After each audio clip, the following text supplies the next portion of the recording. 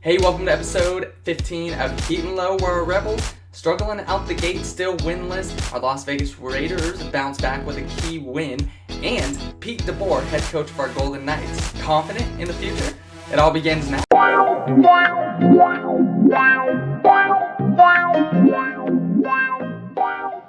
So UNLV, it's been rough out the gate, but everybody calm down. We got a squad change. Like, we're still trying to figure out the quarterback situation. New coaching staff. They're young. Yeah, very young, inexperienced. And so it's going to take time for Marcus Arroyo to turn this program around. It's not going to just happen off the bat. Now, again, I know I said, this team was going to go 5-3. I was being optimistic, but, I don't know. I could see them winning 3 games now, but it's okay. It is okay. Everybody's like, oh my gosh, we got the offensive coordinator from Oregon. He worked with Justin Herbert, and why isn't everything transferring to Allegiant Stadium? They built this nice stadium for the Raiders, and the Rebels are playing. And it's just like, relax. Everything is gonna be okay. Max Gilliam had a better game this week. He was 27 of 40 with 207 yards, 2 TDs to Talik Collins and Steve Jenkins, who Jenkins has scored in both games this year. Charles Williams, the running back, had 99 yards off 19 carries. But Carson Strong on the other side, UNR, remember, he had 4 touchdowns in week 1. He had another 2 this last week, 350 yards. He is a sophomore, not really slumping so far. So he is playing well. I mean, Reno is good, but UNLV had a 2-game winning streak against them, kept the cannon red for those 2 years, but now it's being painted back blue. And really, like, the defense has been struggling. Romeo Dobbs, who is a wide receiver for Reno, had 219 total yards, and he averaged over 31 yards a reception. So that right there is an issue. I didn't think the offense played necessarily bad. They actually played better than they did in week 1 against San Diego State. It was just the defense couldn't stop anybody. They gave up 34 points to San Diego State. They gave up 37 to Reno. So right there, 30 plus points a game given up so far. The defensive schemes, I know Arroyo, Coach Arroyo, I should address him, said that, they're going to try and mix it up depending what they see. And, they don't really have a big playmaker, so they're going to just have to, do it on a game-by-game basis. And I don't think they've found the right strategy yet, but because the offense, or the defense gave up about 497 yards of total offense, obviously isn't good, but again, it's going to take a couple games to get things situated and for Arroyo to figure out the team, figure out the defense. Max Gilliam, I think, is going to be the quarterback going forward, and again, I think it's important to establish a known quarterback, one quarterback, and get that going. So again, the undefeated teams in the conference so far include UNR, San Diego State, San Jose State, and Boise State. All those states are undefeated. Again, just 2 games in. But the winless teams are UNLV, Air Force, and Utah State. And who UNLV battles next is Fresno State, who is actually 1-1 coming off a win against Colorado State. I know, a lot of states just stay or state with me. So the defense is going to be tested once again as their quarterback, Jake Haener from Fresno, finished his last game with 311 yards. He was 22 of 32 and had 3 touchdowns. But again, this team is young, it's inexperienced, it's got a squad change, and so things, we no longer have Amani Rogers, member transferred to Ohio, and so we're trying to find a rhythm, and I understand, and I was, again, optimistic, like, yeah, they're going to win 5 games this year, and we have an actual college head coach. And I do believe, like, going down next year, the year after that, hopefully we'll start to see some traction.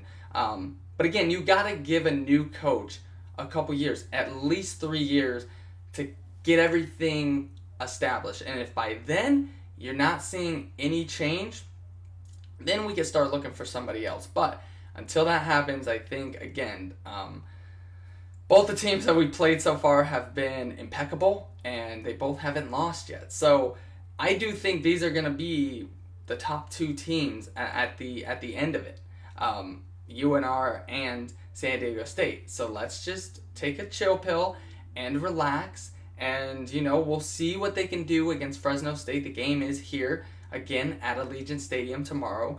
And it's a 12:30 kickoff. So middle of the day, we'll see. With the sun shining and everything, I wonder what it was like to just be inside Allegiant Stadium, playing on that field for the players. I mean, you're a college team and you're playing in an NFL atmosphere. That has to be incredible. Hopefully everyone that went enjoyed. One day I hope to get in there and kind of see what it's all about. I've seen pictures and everything, so I know it's incredible. But let's all calm down. Let's see how they play against Fresno State. Again, the offense made strides to play better in this last game. So I'm already seeing improvements there. The defense is the story, the troubling issue so far.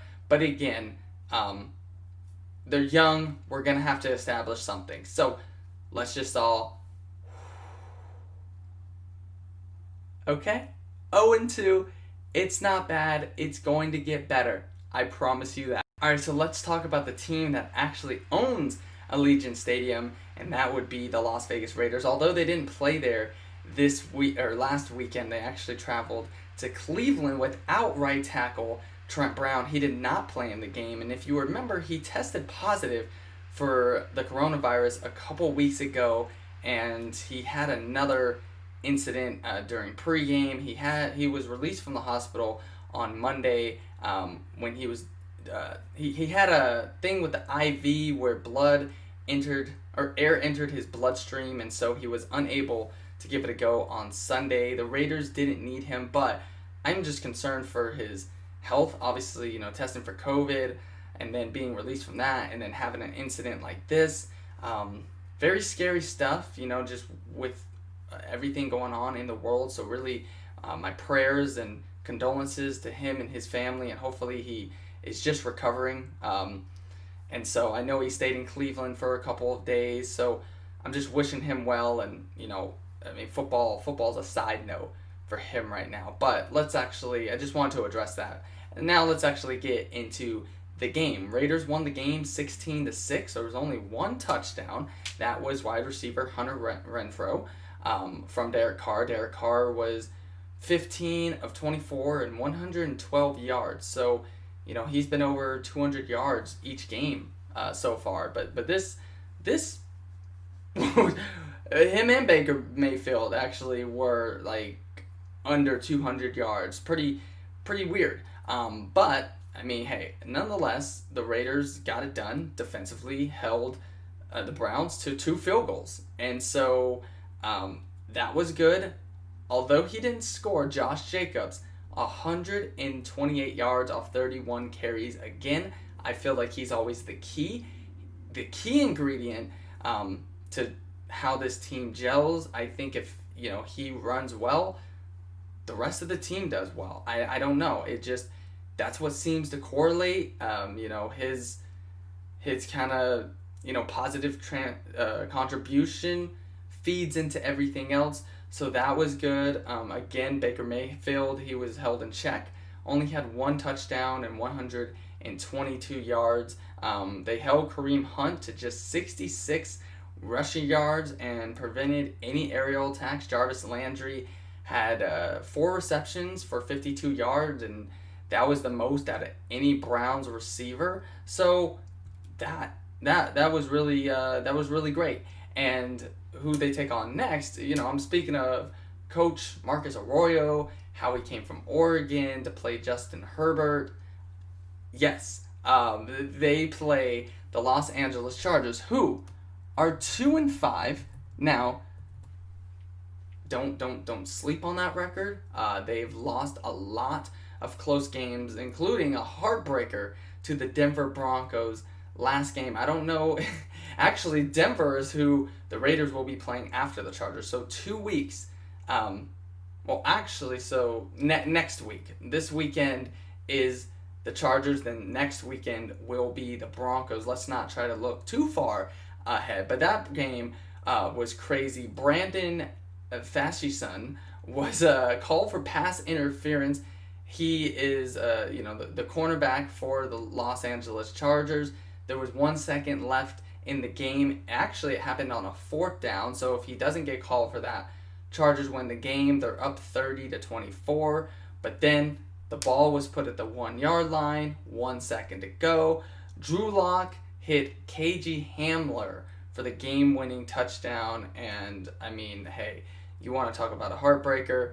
Extra point for the win. The Chargers, feeling rough. But like I said, a lot of those games that they've lost, they've had leads. So that kind of seems to be their thing. And, I saw memes about, if they play the Falcons, someone's going to have to win the game because, the Falcons kind of get teased for, blowing leads as well. So Justin Herbert, though, he has been playing phenomenally in his rookie season. So the defense, again, will be on their toes. The offense is going to have to play well. The Chargers have scored 25-plus points in their last 4 games. So this one might be a shootout for the Raiders. Again, I think Derek Carr is capable. I feel like he's going to have more than 112 yards just to kind of compete with Justin Herbert, unless the defense, like they did with Baker Mayfield, can keep Herbert in check. That's going to be a key thing. But again, exciting stuff. 2 divisional games, back to back, and these are huge. These are the games you need to win to kind of, have a leg up. They already beat Kansas City, who's sitting at number 1. Raiders are 2, and then you have Denver and LA. So again, weakest team in our division statistically, but they got a lot of talent on paper. Herbert is only getting better with each game that he plays, and so again, you can't take these games lightly. And so it's going to be a battle. It's going to be a test. But again, if the Raiders want to make the playoffs, because even though they beat Kansas City, I think Kansas City is just not going to lose as many games as the Raiders. Maybe so, and so they'll probably have the division crown, therefore get one of the top 4 seeds. I think, though, for the Raiders to sneak into that wild card, you need to be able to beat your divisional opponents, especially teams that you should beat. And the Raiders, on paper, should beat the Chargers. So we'll see what happens. Exciting stuff. And, Justin Herbert, Derek Carr, we have some really great quarterbacks in this division. Drew Lock, I don't know. Obviously, hey, he proved, I can take a game-winning drive and do it. So really, starting with Patrick Mahomes and then everybody else, this division is slowly starting to, be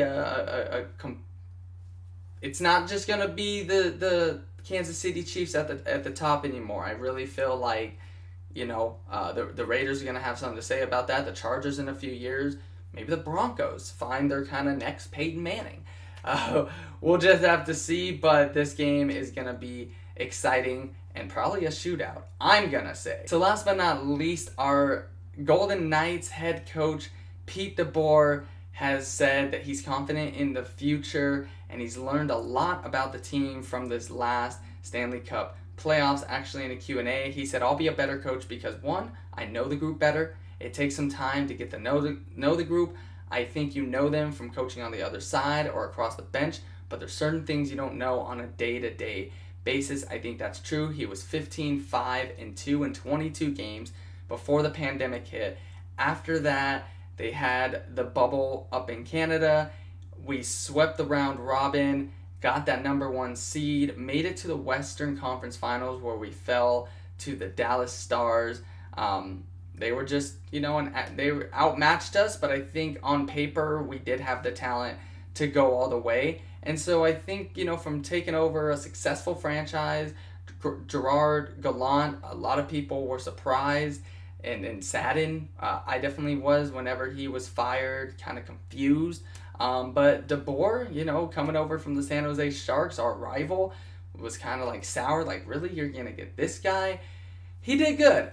He kind of won me over. I miss Gallant, though. I really do. I love him. He has a special place in my heart. But DeBoer kind of just has that face, like, yeah, okay.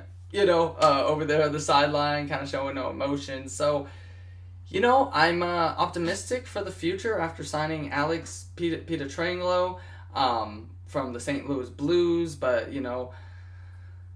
losing some key players, Nate Schmidt, it's kind of sad when these business decisions happen, but we get it. They happen. It's part of the business. So for our Golden Knights, DeBoer, I don't want to expect, hey, Stanley Cup next year, but I mean, we'll see. We'll just have to see how he does. I thought he did an incredible job with what he was given this year, and we definitely have the talent to go all the way. So I'm interested to see how the chemistry improves and does it flourish into next season. We will see. Robin Lehner. I do have some advice for you, DeBoer. Please play Marc-Andre Fleury more. If that is something I can suggest and critique from this last season, I would suggest that. I thought Leonard did an amazing job, but Flower has a place in our hearts. You don't want to mess with the Vegas fans, and so that would be my advice to you if you want to really kind of connect with Vegas. All right, I'm gonna leave you with a couple questions like I usually do. Number 1 for UNLV, what week will they win their first game? I'm gonna say week number 5 against Colorado State. And for Pete DeBoer and our Golden Knights, I want to know, which Golden Knights coach do you adore more? Do you like Gerald Gallant, who was there from the beginning, or are you a fan of Pete DeBoer? I prefer Gallant, but I want to hear what you think down in the comments below, and that'll wrap it up for this week. Hopefully, you made your voice heard. Now all we got to do is wait and find out the results. So we'll see. I will see you next Friday. Take care of yourselves. Love you guys and appreciate everything. So take care.